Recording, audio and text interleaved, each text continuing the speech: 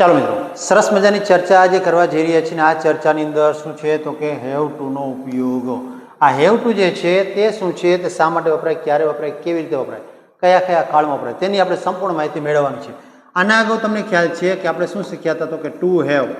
હે સાહેબ, આ બેમાં તફાવત શું છે જરા મને જણાવશો? તો કે હા, તફાવત એકદમ સિમ્પલ છે કે આ ટુ હેવ જે છે તે શું કહે છે કે કોઈક વસ્તુની માલિકી દર્શાવવા માટે વપરાય છે. ફોર એક્ઝામ્પલ કહીએ કે આઈ હેવ અ પેન, મારી પાસે પેન છે. પછી એવું કહીએ કે they have a big house. તો તમે જોશો કે અહીંયા આઈ અને ધે આ બંનેની પાસે કંઈક છે તેવું દર્શાવવામાં આવ્યું છે, માલિકી છે એવું દર્શાવવામાં આવ્યું છે. તો ત્યારે શું વપરાતું હતું તો કે આ ટુ હેવ વપરાતું હતું. હવે આપણે હેવ ટુ જે છે તે કઈ રીતે વપરાય છે તેની ચર્ચા કરીએ. તો શું કહીએ કે you have to do this work, do this work. તમે જોશો કે આ જે આપણે લખ્યું છે વાક્ય, તેનો અર્થ શું થાય છે તો કે છે you have to do this work, તમારે આ કામ કરવું પડશે. ફરજિયાત પણ દર્શાવવા માટે વપરાય છે. તો નહીં કે માલિકી, પણ કોઈ કાર્ય તમારે કોઈકની પાસે અથવા તમારે જાતે ફરજિયાત કરવું પડે છે તેવું દર્શાવવું ત્યારે હેવ ટુ વપરાય છે, નહીં કે ટુ હેવ. તો આજે આ બંને વચ્ચેનો સિમ્પલ તફાવત જે છે તે એકદમ સરળતાથી સમજવાનો પ્રયત્ન આપણે કરીશું. ચાલો, તો હવે એની વિગતે માહિતી મેળવીએ અને જોઈએ કે આ શું છે. તો પ્રથમ ચર્ચા કરીએ તો શું છે તો કે હેવ ટુ. જ્યારે આપણે અંગ્રેજીમાં હેવ ટુ અથવા તો હેઝ ટુ નો ઉપયોગ કરીએ છીએ ત્યારે તેનો અર્થ બદલાઈ જાય છે. માલિકી એવું નથી થતું, બરાબર? માલિકી નહીં, પણ શું કે ફરજિયાત પણ, એટલે કે નેસેસિટી અથવા ઓબ્લિગેશન છે તેવું દર્શાવે છે, જરૂરી છે તેવું દર્શાવે છે. અહીંયા શું કીધું, જ્યારે તમારે કેવું હોય કે મારે આ કામ કરવું જ પડશે, તો અહીંયા શબ્દ છે ભારપૂર્વક તમને કરવું જ પડશે.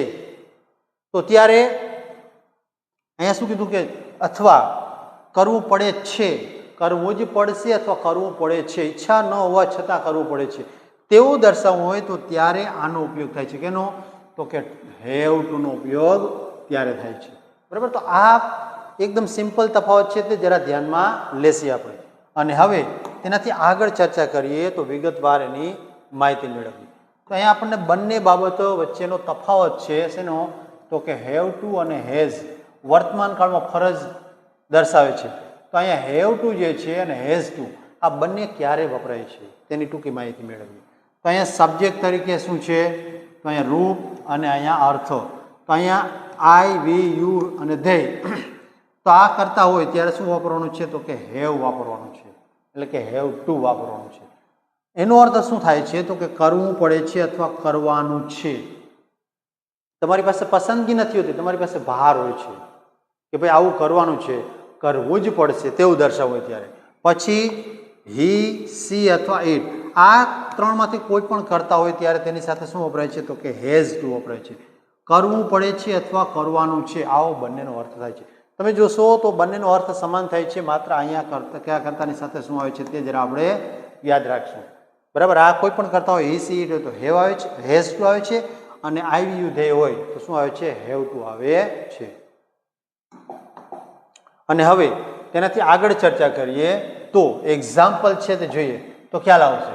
શું કહે છે? I have to go now, મારે હવે જવું પડશે અથવા મારે જવું પડે છે. તો અહીંયા એ રીતે. પછી he has to cook food every day, એ નહીં પણ સી. શું કીધું? She has to cook food every day, તેને દરરોજ રસોઈ બનાવવી પડે છે. ઈચ્છાથી નહીં પણ ઘણી વખત શું કહે છે કે ફરજિયાતપણે બનાવવી પડે છે, ફરજિયાતપણું દર્શાવ્યું છે. પછી કીધું છે we have to follow the rules, આપણે નિયમનું પાલન કરવું પડે છે. જો નિયમનું પાલન ન કરો તો ડખા થાય, દંડ મળે, એક્સવાઇઝેડ કંઈ પણ, તો ત્યાં પડે છે એવું દર્શાવ્યું છે. પછી king has to help the people, રાજાએ લોકોને મદદ કરવી પડે અથવા તો પડે છે, આ પ્રમાણે. તો અહીંયા તમે જોઈ શકો છો કે ફરજિયાતપણું અથવા તો તેને નિયમ ને આધીન કોઈ કાર્ય કરવું પડે છે તેવું દર્શાવવામાં આવ્યું છે. અને હવે શેની ચર્ચા કરીએ તો કે હેડ ટુ છે કેમાં આપણે તો ભૂતકાળમાં ફરજ, ભૂતકાળમાં કોઈ કાર્ય કરવું પડ્યું હતું આવું દર્શાવવું છે. મારે વાંચવું પડ્યું હતું, મારે આ કામ કરવું પડ્યું હતું, પપ્પાએ મને ફરજ પાડી હતી, XYZ કાંઈ પણ એવું દર્શાવવું છે ક્યાં તો કે ભૂતકાળમાં ત્યારે આ વપરાય છે. તો અહીંયા જો કીધું ભૂતકાળમાં કોઈ કામ કરવું પડ્યું હતું, જો અહીંયા શું કીધું કરવું પડ્યું હતું, તે દર્શાવવા માટે બધા કર્તાની સાથે શું વપરાય છે? હેડ ટુ વપરાય છે. અહીંયા દરેક કર્તાની સાથે શું આવે છે તો કે હેડ ટુ આવે છે, બીજો કોઈ ફેરફાર નથી આમાં. તો અહીંયા શું કહે છે? આઈ હેડ ટુ વેઇટ ફોર 2 hours. મારે 2 કલાક રાહ જોવી પડી હતી. 2 કલાક સુધી ક્યારે તો કે જે તે સમયે ભૂતકાળની અંદર ચર્ચા કરેલી છે. પછી બીજું they had to sell their car. તેઓને તેની કાર વેચવી પડી હતી. તો અહીંયા વેચવાની વાત છે, એને વેચવી નહોતી, ઈચ્છા ન હોવા છતાં આવું કામ કરવું પડ્યું હતું. પછી ગૌરી હેડ ટુ મેક ચપાટી. ગૌરીને ચપાટી એટલે કે રોટલી બનાવવી પડી હતી. તો આ રીતે દરેક જગ્યાએ તમે જોઈ શકો છો કે હેડ ટુ છે તે શું દર્શાવ્યું છે તો કે ફરજિયાતપણું છે તેવું દર્શાવે છે, આવું કરવું પડ્યું હતું આ પ્રમાણે. ત્યાર પછીની વાત કરીએ તો હવે ભવિષ્યમાં ફરજ દર્શાવવા માટે કે ભાઈ ભવિષ્યમાં તમને એમ કહે કે ભાઈ તમારે આમ કરવું પડશે, આમ કરવાનું થશે તમારે, તો ત્યારે તો અહીંયા વિલ હેવ ટુ વપરાય છે ભવિષ્યમાં ફરજ દર્શાવવા માટે. ભવિષ્યમાં કોઈ કામ કરવું પડશે તે દર્શાવવા માટે વિલ હેવ ટુ વપરાય છે. કોઈ કામ કરવું પડશે, આપણે કહીએ ભાઈ મારે પરીક્ષામાં પાસ થવું છે, મારે વાંચવું પડશે, તો આ ભવિષ્યમાં કોઈક ક્રિયા જે છે તે નિશ્ચિત બનાવવા માટે ફરજિયાતપણું દર્શાવવા માટે આ વપરાય છે. તો શું કીધું? You will have to work hard for exam. તમારે એક્ઝામને ધ્યાનમાં રાખીને સખત કાર્ય કરવું પડશે. પછી he will have to come tomorrow. તેને આવતીકાલે આવવું જ પડશે, ડખાથી જ નહીં આવે તો. Naveen will have to come Morbi. નવીનને મોરબી આવવું પડશે. તો અહીંયા આપણે જોઈ શકીએ છીએ કે ભવિષ્યની અંદર શું વપરાય છે તો કે વિલ હેવ ટુ વપરાય છે. આ રીતે રજૂઆત કરવી હોય ત્યારે. પછીની વાત કરીએ તો યાદ રાખવા જેવી બાબત શું છે તો કે યાદ રાખવા જેવી બાબતો અહીંયા ટુ હેવ અને હેવ ટુ, આ બંને વચ્ચે શું તફાવત છે? હમણાં આપણે એક્ઝામ્પલ લીધું શરૂઆતમાં કે શું તફાવત છે, તે જ તફાવતને આપણે રિપીટ કરીએ અહીંયા. તો અહીંયા ટુ હેવ એટલે પાસે હોવું, માલિકીનું હોવું એવું દર્શાવવું છે. પછી અહીંયા હેવ ટુ એટલે કરવું પડે છે, ફરજ દર્શાવે છે. તો આ બાબતને અંગ્રેજીમાં કઈ રીતે રજૂ કર્યું છે તે જુઓ. તો શું કહે છે? I have a pen. મારી પાસે પેન છે. પછી આઈ હેવ ટુ રાઇટ. મારે લખવું પડશે.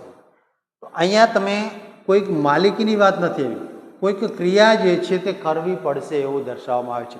મોટા ભાગે ક્રિયા દર્શાવવા માટે આ શું વપરાય છે તો કે હેવ ટુ વપરાય છે, અને માલિકી દર્શાવવા માટે ટુ હેવનો ઉપયોગ થાય છે. બરાબર? ચાલો ત્યાર પછીની વાત કરીએ આગળ. તો અહીંયા બંને બાબત જે છે તેને આપણે રિપીટ કરીને સરસ રીતે સમજવાનો પ્રયત્ન કરીએ. અહીંયા શું કીધું કે ટુ હેવ એટલે કે માલિકી અથવા પાસે હોવું. તો અહીંયા આપણને દરેક બાબત જે છે તે કઈ રીતે વપરાય છે તેની ચર્ચા કરેલી છે. તો અહીંયા શું કે મારી પાસે મોબાઈલ, મારી પાસે નવો મોબાઈલ છે. તો આઈ હેવ અ ન્યૂ મોબાઈલ. તો અહીંયા જોઈ શકો છો તમે આઈ વડે બનાવ્યું છે અને હેવ વપરાયું છે. ત્યાર પછી તેણીની પાસે લાલ ડ્રેસ છે. તો she has a red dress. તેણીની પાસે લાલ કલરનો ડ્રેસ છે. પછી તેઓની પાસે 2 કાર હતી. અહીંયા ભૂતકાળની રજૂઆત કરી છે હતી, તો શું વાપરશે? અહીંયા હેડ વાપરશે. they had 2 cars. તેઓની પાસે 2 કાર હતી. મારી પાસે આવતા વર્ષે બાઇક હશે. આવતા વર્ષે બાઇક હશે. તો ભવિષ્ય કાળની રજૂઆત છે. તો શું કીધું? I will have. અહીંયા શું કીધું છે? I will have a bike next year. ત્યારબાદ રાહુલને 2 બહેનો છે. અહીંયા સંબંધની વાત કરી છે. તો કે રાહુલ હેઝ. અહીંયા શું કીધું? Rahul has 2 sisters. પછી મને ગઈકાલે તાવ હતો. બીમારીની વાત કરી છે, ગઈકાલની વાત છે અને તેની સાથે સાથે બીમારીની વાત છે. તો શું કીધું? આઈ હેડ અ ફીવર. આઈ હેડ અ ફીવર ક્યારે? તો કે યસ્ટરડે. તો મિત્રો આ પ્રમાણે સંબંધ દર્શાવવામાં શું? તો કે ટુ હેવ જે છે તે કઈ રીતે વપરાય છે તેની ચર્ચા કરી. હવે આપણે હેવ ટુ જે છે તેના વિશે આ જ પ્રકારની માહિતી મેળવીએ. જુઓ જોઈ શું કીધું છે આપણને અહીંયા કે હેવ ટુ અથવા તો હેઝ ટુ ફરજિયાતપણું કામ કરવું પડે છે તેવું દર્શાવવા માટે. તો મારે દરરોજ વહેલા ઉઠવું પડે છે. I have to wake up અથવા તો get up early in the morning. અહીંયા અર્લી ઇન ધ મોર્નિંગ નહીં પણ દરરોજની વાત છે. તો શું કીધું? અર્લી એવરી ડે, દરરોજ સવારે વહેલા ઉઠવું પડે છે. પછી તેણે ઓફિસ જવું પડે છે. હી has to go to the office. ઓફિસે જવું પડે છે. પછી મારે ગઈકાલે વહેલા નીકળવું પડ્યું હતું. અહીંયા ગઈકાલની વાત છે, ભૂતકાળની ચર્ચા કરી છે. ક્યાં કે ગઈકાલ? તો આઈ હેડ ટુ શું કીધું? આઈ હેડ ટુ લીવ. લીવ એટલે કે જવું પડ્યું હતું. અર્લી યસ્ટરડે, ગઈકાલે વહેલા. પછી તમારે આ ફોર્મ ભરવું પડશે. ભવિષ્યની વાત છે તો વિલ હેવ. તો શું કીધું? You will have to fill. You will have to fill out this form. આ ફોર્મ તમારે ભરવું પડશે. આપણે નિયમો પાળવા જ પડશે. ફરજિયાત પણ દર્શાવ્યું છે. તો શું કીધું? We have to follow the rules. આપણે નિયમો પાળવા જ પડશે. પછી મારે દવા લેવી પડશે. તો અહીંયા ભવિષ્યની વાત છે. તો I will have to take medicine. મારે દવા લેવી પડશે. તો અહીંયા તમે જોઈ શકો છો કે ફરજિયાતપણું અથવા તો કંઈક નિયમ પ્રમાણે આવું કાર્ય કરવું પડશે, કરવું પડ્યું હતું, કરવું પડે છે તેવું દર્શાવવું હોય ત્યારે આ વપરાય છે. ચાલો નેક્સ્ટ ચર્ચા કરીએ. તો આજના લેક્ચરને અહીંયા પૂર્ણ કરીએ છીએ. અને હવે આ જ પ્રકારના લેક્ચર જે છે તે નિયમિત તમારે માણવા છે. તો મારી ચેનલને સબસ્ક્રાઈબ કરી લ્યો, તમારા મિત્રોની સાથે શેર કરો અને વિડીયો ગમે તો ચોક્કસથી લાઈક કરો. ચલો થેન્ક યુ. જય હિન્દ અને જય ભારતની સાથે આજના લેક્ચરને પૂર્ણ કરીએ.